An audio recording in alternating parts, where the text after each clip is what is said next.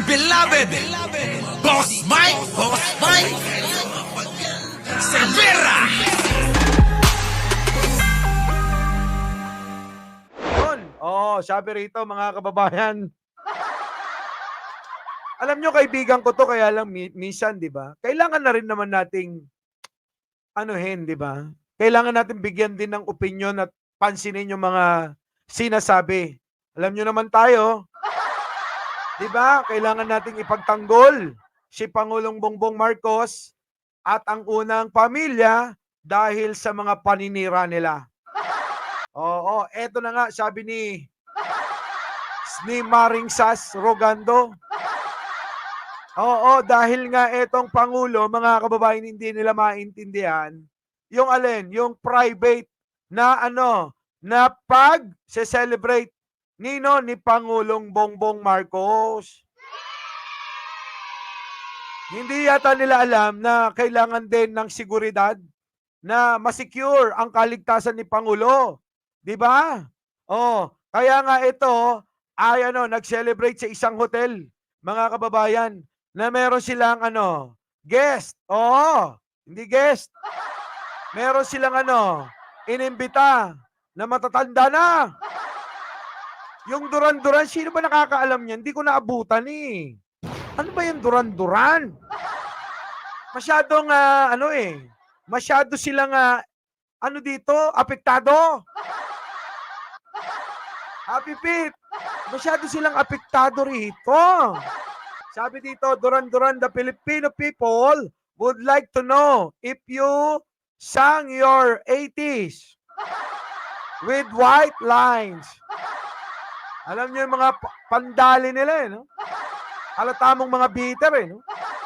Oo, during your private concert for the Philippine President birthday. Ano na masama doon, mga kababayan?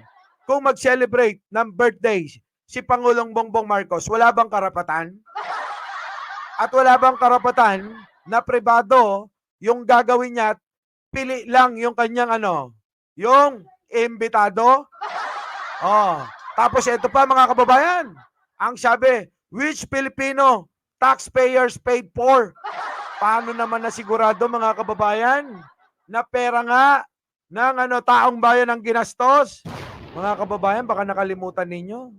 Mga Marcos yan, hindi pa uso ginto na kutsara, meron na sila. Hindi pa uso ang milyones, milyonaryo na yung mga yan. Tama, mali? Bakit kailangan ipagkait? Bakit kailangan kuriputan pa ni Pangulong Bongbong Marcos yung kanyang sarili? Ito naman si Sas, bago kayo magsalita, nasasabihin nyo yung propaganda nyo na pera na naman ng taong bayan yan, abay magbigay kayo ng ebidensya. Di ba, mga kababayan? Kailangan ng ebidensya dyan. Paano nyo sinabi at paano nyo nasabi na pera ng taong bayan ang ginastos dyan? Kailangan may ebidensya. Tulad ng ng ginagawa. Tulad ng alin, kay Sara. Na merong report ang COA. Ganun yun. Pambira. Pribado nga eh. Pribado. Gusto mag-enjoy ni Pangulo. Di nyo ba naiintindihan? Birthday. Ako nga, ang dami ko rin iniimbita pag birthday ko eh. Maraming model. Lahat sila nasa paligid ko. Ganon. Pero mula nung nakilala ko si Jan Angeles, tinigil ko na yon. Normal lang magpakasaya pag birthday mo. Minsan lang sa isang taon na pagtatrabaho mo, pagbibigyan mo naman yung sarili mo. Diba? Ganun yun. Ito naman si Sas eh. Fake news talaga, mga kababayan. Sobrang fake news ni Sas. Parang yung kanyang pagkababae. Peke din, peke.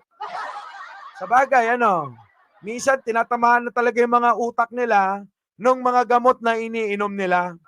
Kasi sa pagganyan, pag nagpa-opera daw, naapektuhan ang alin, Topakis Matiasa. Naapektuhan daw pati yung kanilang utak. Bakit? Dahil daw sa ano, mga anesthesia, Ma'am Jo. Oo, aywan ko sa mga na-operahan. Kung totoo yan, ano? Kung totoo, Nilet Agostini, sobrang inggit nila. Oh, si Sara nga, bumabagyo, iniwan tayo. Ito mga kababayan, ano, matapos na ano, nag-celebrate, nagtrabaho naman ng sobra-sobra. Baka mamaya naman 'di ba? Baka naman hindi nyo pa ba ibigay yung isang gabing kaligayahan ng Pangulo? 'Di ba? Kayo na po bahalang humusga diyan. Fake news na naman ito.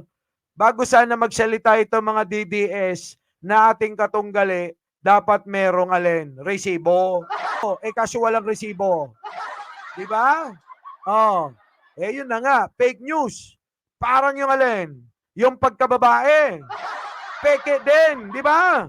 Dating lalaki na nagpalit babae. Peke. Our beloved Boss Mike, Boss Mike.